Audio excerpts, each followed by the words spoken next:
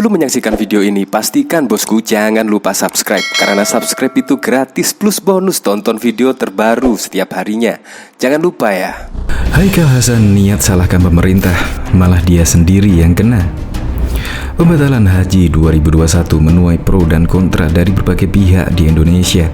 Sebelumnya, pemerintah Indonesia melalui Kementerian Agama memastikan tidak akan memberangkatkan jemaah untuk melaksanakan ibadah haji tahun 2021. Kebijakan tersebut diambil setelah menerima informasi dari Kerajaan Arab Saudi. Pemerintah Arab Saudi belum membuka layanan haji, ujar Menteri Agama Yaqut Khalil Qomas pada 3 Juni 2021. Yaqut Khalil atau biasa disebut Gus Yakut itu menegaskan, pemerintah Indonesia menghormati keputusan Arab Saudi.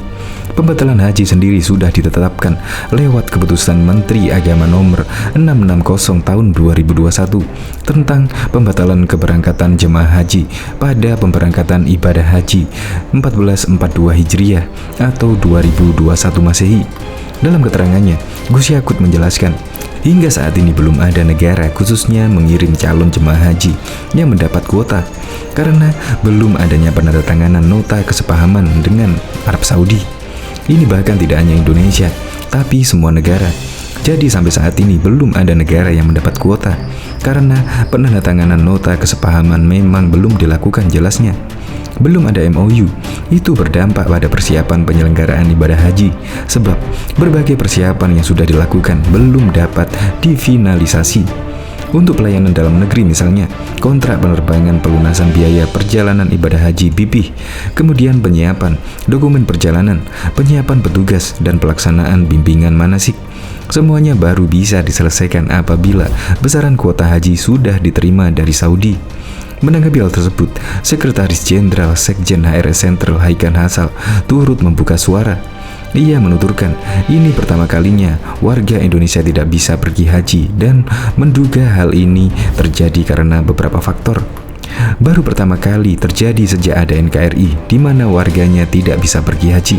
Apakah karena faktor terlalu dekat dengan RRC atau apakah karena kezaliman terhadap HRS?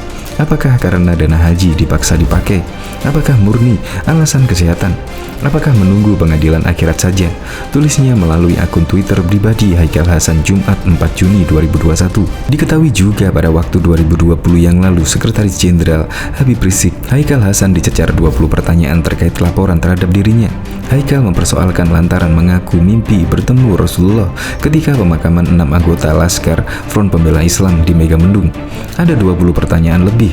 Saya lupa berapa banyaknya, tapi ya begitu, kata pria yang akrab disapa Babe Haikal itu seusai diperiksa penyidik di Polda Metro Jaya pada Senin 28 Desember 2020.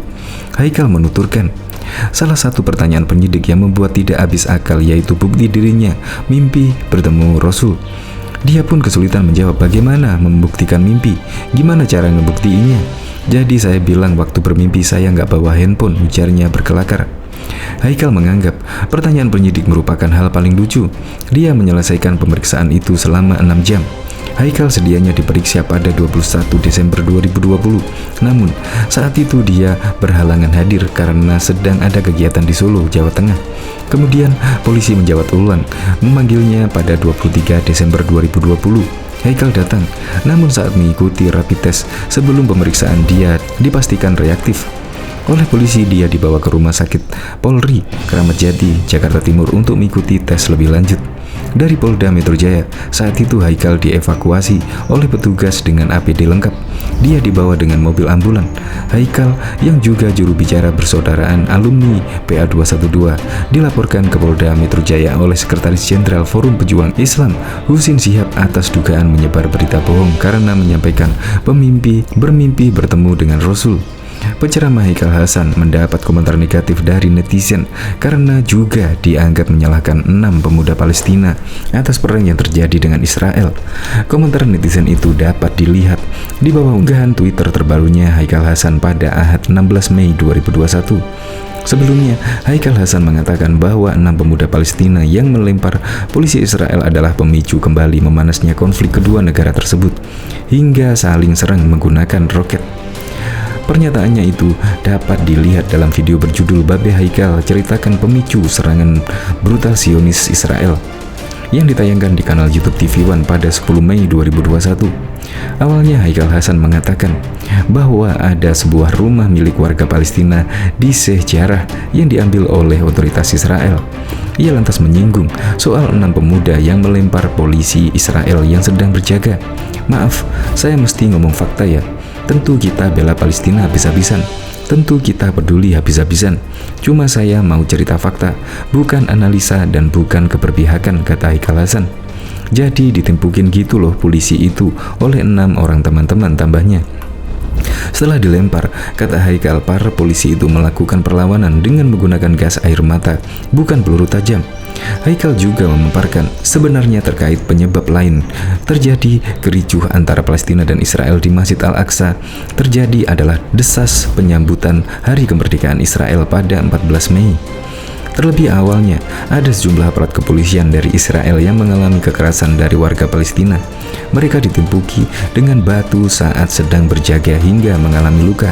Kendati demikian, berdasarkan pernyataan dari salah satu rekannya yang berada di Palestina, saat ini kondisi sudah berangsur kondusif. Jadi pemicunya itu mau diambil salah satu rumah yang ada di beberapa kilometer dekat Masjid Al-Aqsa.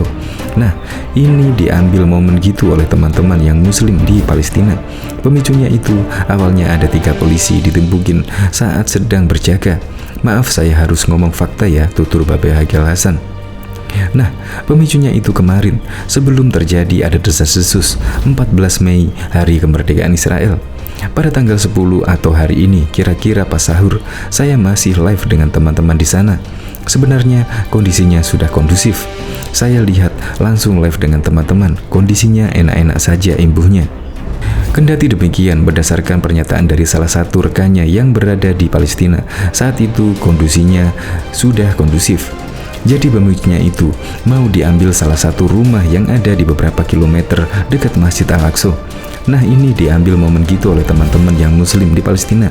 Pemicunya itu awalnya ada 3 polisi ditimpukin saat sedang berjaga. Maaf, saya harus ngomong fakta ya, tutur Babe Haikal.